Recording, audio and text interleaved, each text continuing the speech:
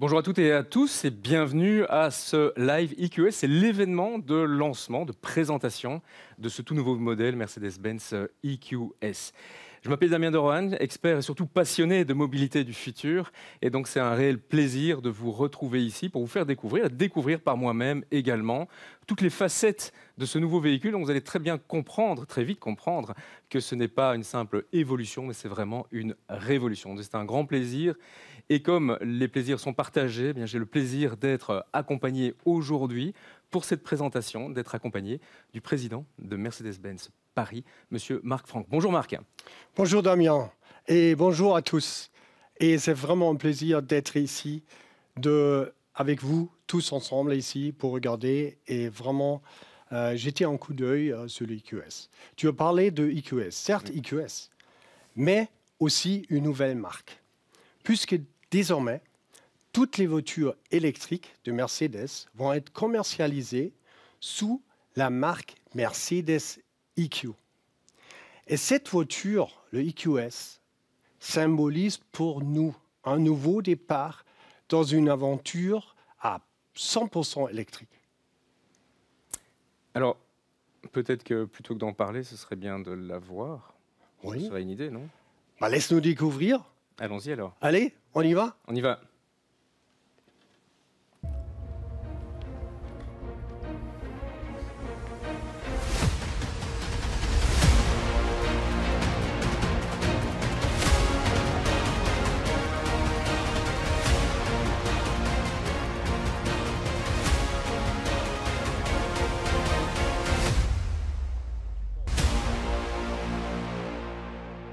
Qu'est-ce que tu penses? Alors j'en pense que si je devais résumer un mot, ce serait probablement waouh.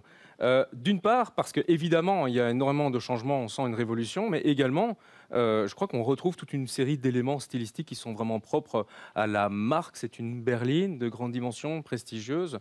Le body frame, comme on dit, la calandre, qui est très importante, qui est ici une calandre tout à fait fermée, avec bien évidemment l'étoile, le regard avant, qui est vraiment spécifique. On avait fait l'expérience ensemble depuis l'arrière. On reconnaît directement que c'est une Mercedes-Benz sans connaître forcément le modèle. Donc, on retrouve toute une série d'éléments et en même temps, les lignes sont beaucoup plus tendues, beaucoup plus fluides.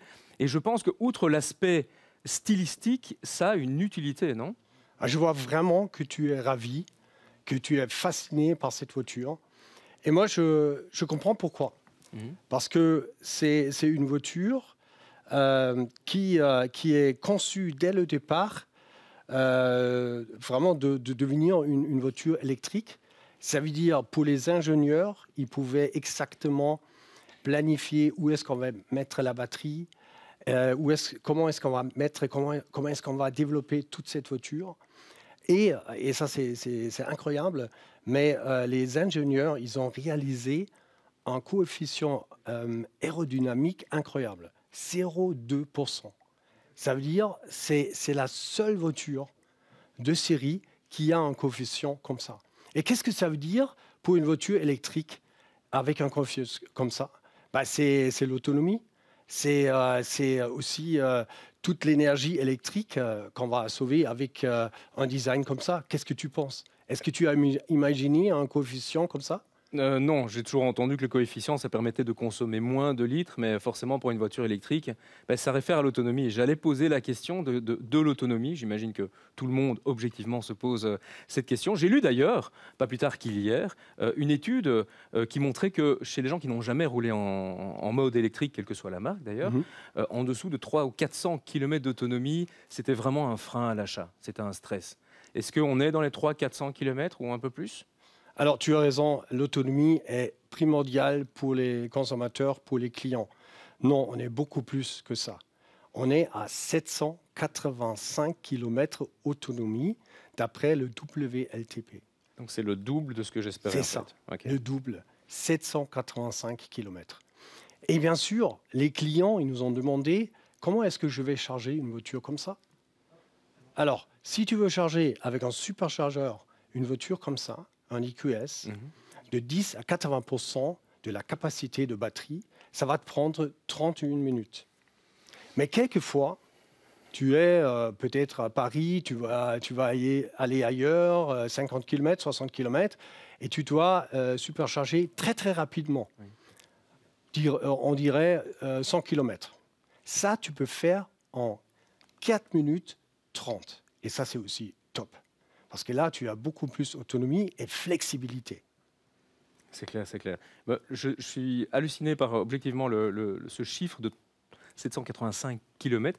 D'habitude, c'est une autonomie qu'on a sur justement des gros SUV, des véhicules beaucoup plus surélevés, assez massifs. Pourquoi? Parce qu'il faut placer ces batteries. Donc on comprend ici, vu qu'on est face à une berline, de proportion d'une berline qu'on a vraiment réussi, les ingénieurs ont réussi vraiment à intégrer toutes ces batteries vraiment dans la structure du véhicule. L'autre chose qui me frappait en préparant notre rendez-vous d'aujourd'hui, c'était le nom EQS. Oui. Naïvement, et pourtant je travaille depuis 25 ans dans l'automobile, je pensais au départ que c'était la version électrifiée de la classe S, mais je pense qu'on a compris, on va le voir en allant à l'intérieur, qu'on est sur un tout autre véhicule. Non, ça c'est une voiture à part. Comme j'ai dit, c'est une voiture qui a été conçue à 100% électrique. Dès le départ. Dès le départ, c'était une voiture électrique. Bien sûr, cette voiture est dans le segment classe S, ça veut dire dans le segment de luxe. Là, on va trouver cette voiture. Mais cette voiture a un nouveau caractère, un nouvel caractère. C'est quelque chose complètement différent qu'une classe S. Et on veut ça parce qu'on veut attirer avec une voiture comme ça aussi d'autres clients, pas que des clients en classe S. Okay. Et pour ça, on a vraiment développé cette voiture qui symbolise pour nous vraiment le départ dans cette aventure à 100% électrique. Okay. Et je pense que cette révolution, elle se prolonge à l'intérieur aussi. Oui, absolument. Et je crois qu'il faut jeter un coup d'œil. Qu'est-ce que tu penses? Ça ira mieux, oui. Allez, on y va. On y va.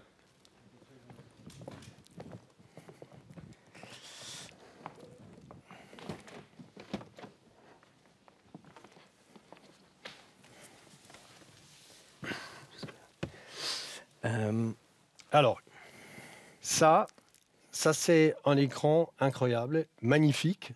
Qu'est-ce que tu penses quand tu vois ça pour la première fois? Ben, sincèrement, et quitte à me répéter, ça fait très longtemps que je travaille dans l'automobile, j'ai jamais vu un écran tableau de bord ou tableau de bord écran, je ne sais pas comment on doit l'appeler, s'il porte un nom en particulier. Est-ce que c'est un seul et même écran qui pilote tout ou plusieurs écrans? Alors, on appelle ça, et ça c'est une nouveauté mondiale, on appelle ça le MBUX Hyperscreen. Et derrière cette dalle de verre, on a 3 écrans intégrés. Tu as l'écran pour le conducteur au central et bien sûr pour toi. Mais ton écran s'allume seulement s'il y a un passager sur le siège.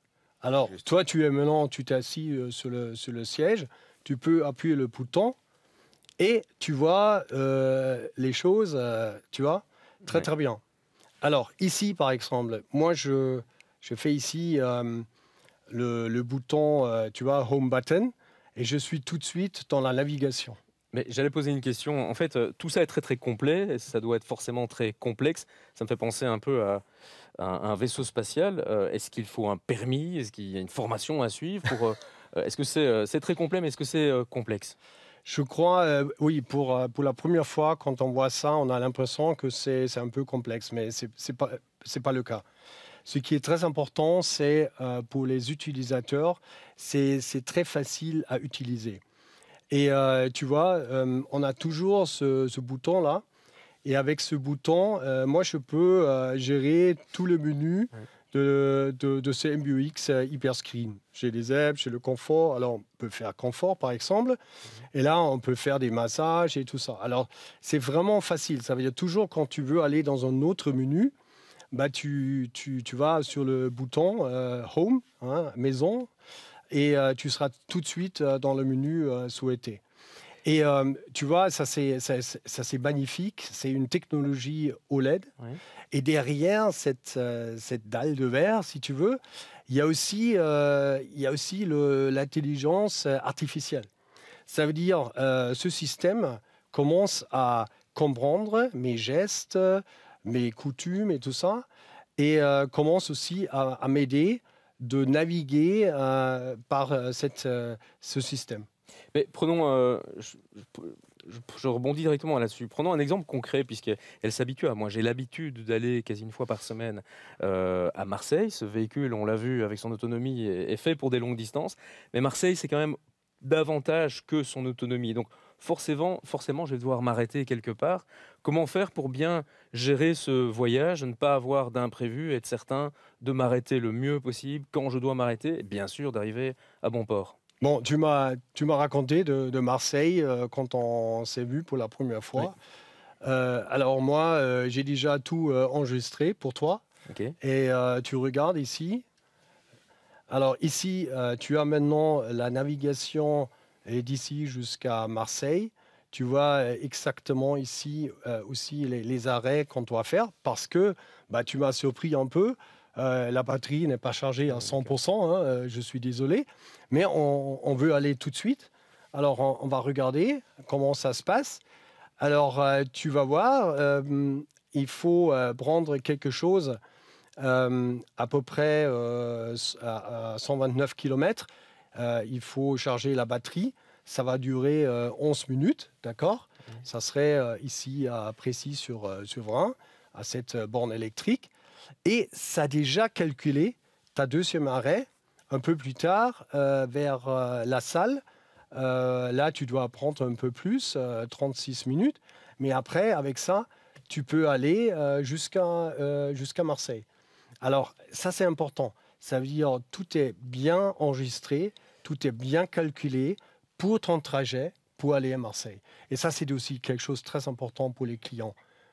Tu vois, que tu guides les clients, Ouais. ils n'ont pas peur de rester sur l'autoroute sans batterie chargée. Non, tout à fait. Et en même temps, j'étais en train de simplement additionner les temps d'arrêt. Finalement, sur un Paris-Marseille, on aura passé une demi-heure de plus en arrêt. De toute façon, on doit faire des pauses sanitaires tous les X temps. Donc, non seulement on arrive à destination, mais on n'aura pas mis tellement plus de temps, en fait. Bah oui, c'est ça. Et je crois si bah, malheureusement tu m'as dit ça maintenant, mais normalement tu te prépares et tu as 785 km autonomie.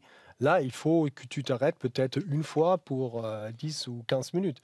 Oui. Mais je crois que ce qui est important aujourd'hui, avec des voitures comme ça, on est vraiment capable de planifier un trajet ad hoc, spontanément.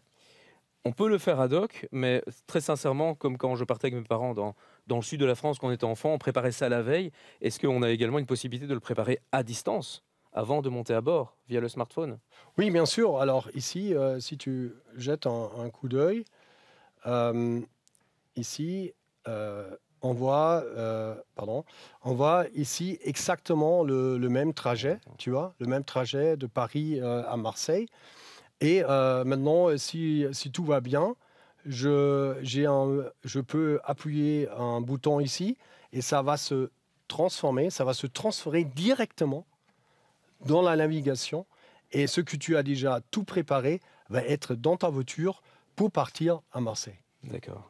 Donc ça, c'est un des nombreux avantages de l'application Mercedes Me Charge. Oui, c'est Mais ça. il y en a d'autres, je pense. Je me suis un petit peu informé et il semble que grâce à cette application également, outre ce qu'on a vu ici, qui sont les bornes super rapides, principalement sur les autoroutes, on a accès, via Mercedes Me Charge, à 180 000 bornes publiques partout en Europe, de tous les styles, des lentes des plus lentes, certaines gratuites d'ailleurs. C'est ça. Et peut-être dernière chose encore à signaler, puisque 90% des gens actuellement, des clients, toutes marques confondues, quand ils sont en véhicule électrique, rechargent chez eux. C'est tout à fait possible avec cette EQS, tout comme avec toutes les autres d'ailleurs. Pas besoin d'installation en particulier, de wallbox, de triphasé ou de choses compliquées. On a vraiment en fait une foule de solutions de recharge très rapides et confortables comme celle-ci, et pléthore de choix également. Et ça, Démocratique. et ça, c'est le but. Ça, c'est exactement les clients attendent de nous, de leur fournir vraiment un réseau avec des bornes électriques. Ils peuvent planifier ça. Ils peuvent même regarder si la borne électrique est déjà prise ou pas. Alors, ils peuvent réserver aussi la borne électrique. Et tu peux très, très bien préparer ton trajet et tu n'auras pas de surprise pendant le trajet. Et je crois que ça, c'est vraiment quelque chose extraordinaire. Et bien sûr, il faut investir de plus en plus dans la structure des bornes électriques en Europe, en France, et on est déterminé de faire ça.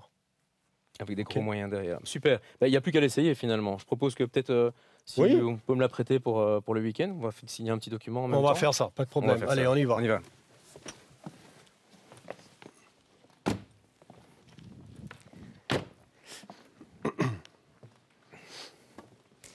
Top.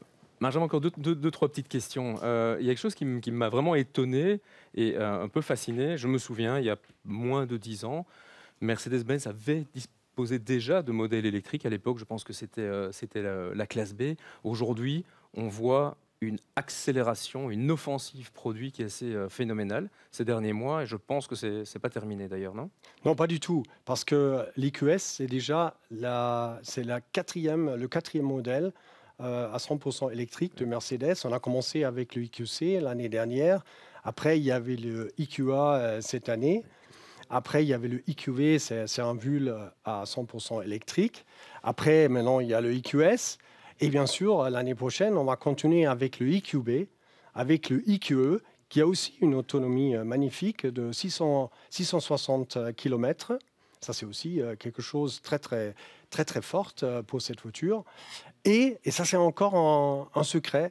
Mais je peux te dire, on est en train de regarder si on ne peut pas lancer un SUV de luxe à 100% électrique. Alors, tu vois, là, c'est le côté de produit. Mais ce qui est aussi très important, on est en train d'investir aussi dans une usine pour développer les batteries en Europe. Parce que ça, c'est quelque chose de primordial pour avoir des voitures électriques avec beaucoup d'autonomie. C'est très important aussi d'avoir l'infrastructure de développer les batteries comme ça.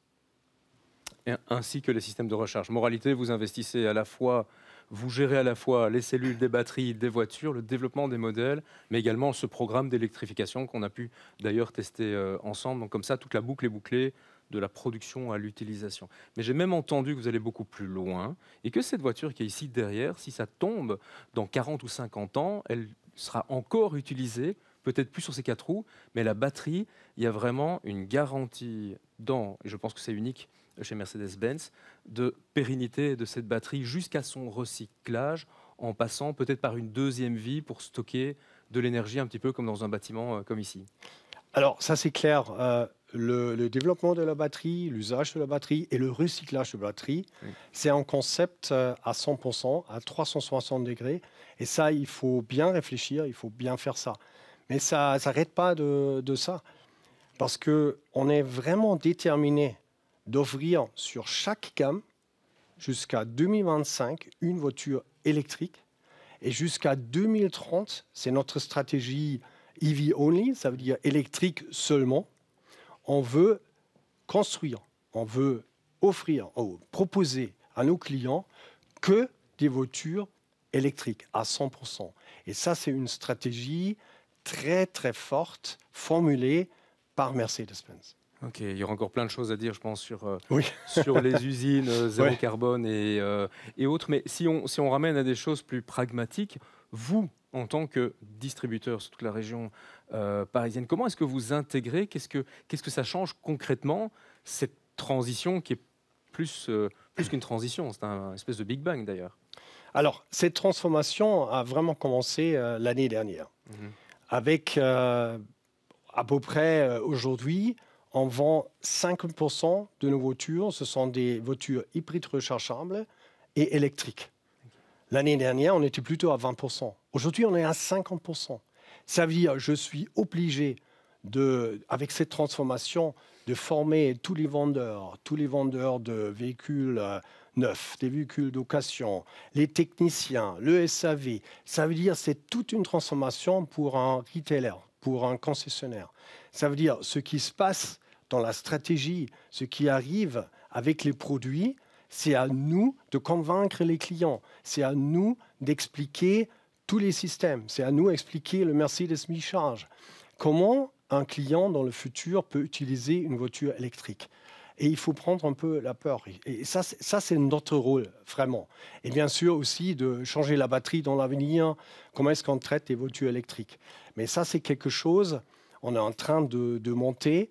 Et nous, comme Mercedes-Benz Paris, on veut devenir vraiment le référent e-mobilité ici en Île-de-France. Ça, c'est notre positionnement. Et c'est notre défi dans les années qui viennent. D'accord. Quand je posais la question de votre stratégie, je pensais évidemment à moi hein, et à ceux qui nous regardent en tant que clients. Donc ça veut dire que dans tout ce trajet, depuis la découverte, au premier essai qu'on va faire tout de suite d'ailleurs, jusqu'à la livraison et à l'après-vente, on est complètement accompagné à tous les stades, surtout pour des gens qui, comme moi, n'ont jamais vraiment roulé au quotidien avec une Mercedes électrique. Ça commence déjà avec l'essai de la voiture. C'est déjà c'est un moment très important pour nos clients parce que c'est la première fois qu'ils vont tester une voiture électrique. Et là, on a des stars experts, on a les vendeurs, on a vraiment des gens qui sont formés pour expliquer à notre clientèle comment ça marche, comment est-ce qu'on freine et tout ça. Il y a plein de choses à apprendre. Et la sensation, c'est une autre sensation de conduire une voiture thermique. Alors pour ça, j'invite tout le monde qui est intéressé par une voiture électrique de faire un test drive, ça veut dire faire un essai de véhicule. Ça, c'est très, très important. Ok. Ben, je pense qu'on aura convaincu beaucoup de monde, en tout cas, tant au niveau de la stratégie des modèles, de leurs possibilités de recharge, de tous les services que vous proposez en vente, en après-vente. C'est le trio magique. On pense que la boucle est bouclée. Ça tombe bien parce que nous arrivons tout doucement à la fin de cette présentation. Avant de vous laisser le mot de la fin, peut-être encore un mot pour tous ceux qui nous ont suivis.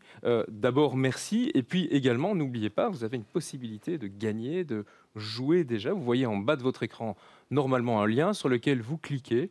Vous retrouverez une question que je vais déjà vous donner ici. Et si vous avez bien tendu l'oreille, Marc a donné la réponse tout à l'heure. Imaginez que je suis quelqu'un de très très pressé, j'ai absolument besoin de récupérer le plus vite possible 100 km d'autonomie avec un chargeur rapide, comme celui qu'on a montré tout à l'heure. Combien de temps ça va me prendre? Et donc voilà. Marc, très grand merci. Ce fut un plaisir de co-présenter cette révolution sur 4 roues. Je vous laisse le mot de la fin. En tout cas, merci de mon côté. Merci Damien et merci à vous tous. Et merci pour avoir découvert la voiture ensemble. Je crois que c'était un moment très spécifique. J'espère que je pouvais expliquer un peu si vous voulez, le nouveau ère d'électrique qui va venir. Et comme j'ai dit tout à l'heure, toi, tu es bienvenu de venir chez nous et tester la voiture, mais aussi vous, venez chez nous dans nos 5 concessions ici à Paris. Nous sommes très, très heureux de vous accueillir et de faire tester une voiture électrique. Et Noël n'est pas loin. Peut-être on peut aussi aider avec un cadeau de Noël. Ok, on va commencer par un essai. Je crois que ça roule pas trop mal maintenant à cette heure-ci. Donc si on y va tout de suite, je crois que c'est bon. Ok, on merci. Y va Super, merci. Allez, on y va. Merci Marc. Merci. Au revoir. Au revoir.